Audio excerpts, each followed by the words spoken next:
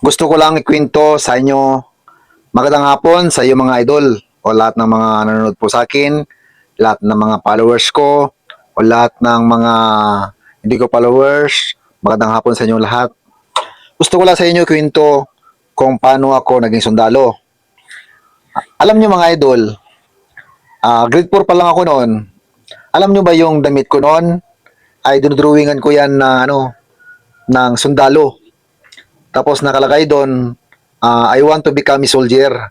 Nakalagay doon sa taas ng drawing, nandoon kasi nakalagay, I want to become a soldier. Tapos mayroon siyang sundalo na may hawak na baril, na mayroon diyang grill pack. Doon sa damit ko.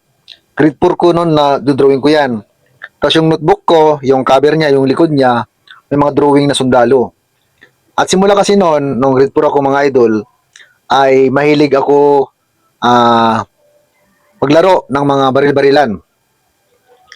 Hanggang high school ako mga idol ay nakatanim sa isip ko na paglaki ko ay gusto kong maging sundalo. Dahil ang pangarap ko naman noon gusto ko kasi makasuot yung uniforme ng sundalo at makahawak ng baril. At pangatlo mga idol ay gusto kong ikutin yung buong Pilipinas. Yan yung pangarap ko talaga noon. Kaya yun natupad naman sa awa ng Diyos yung pagiging sundalo ko mga idol. Kaya kung may pangarap ka sa buhay mo, iguguhit mo siya sa isang pader o sa isang damit mo. Yung gustong-gusto mo na mangyari sa buhay mo, ilalagay mo doon sa sa damit mo. Idodrawing mo talaga doon.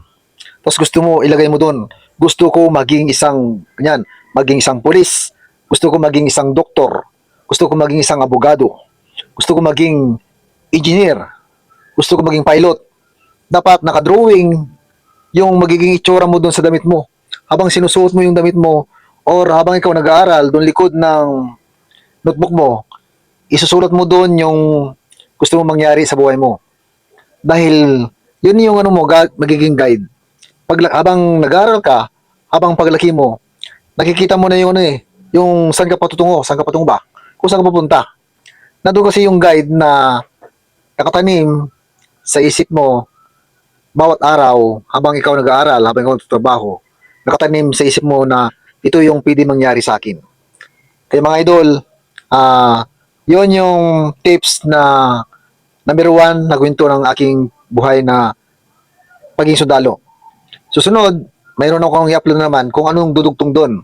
Siyempre, hindi ko ito ubusin. Kasi kung ubusin ko, mahabang panahon, mahabang oras.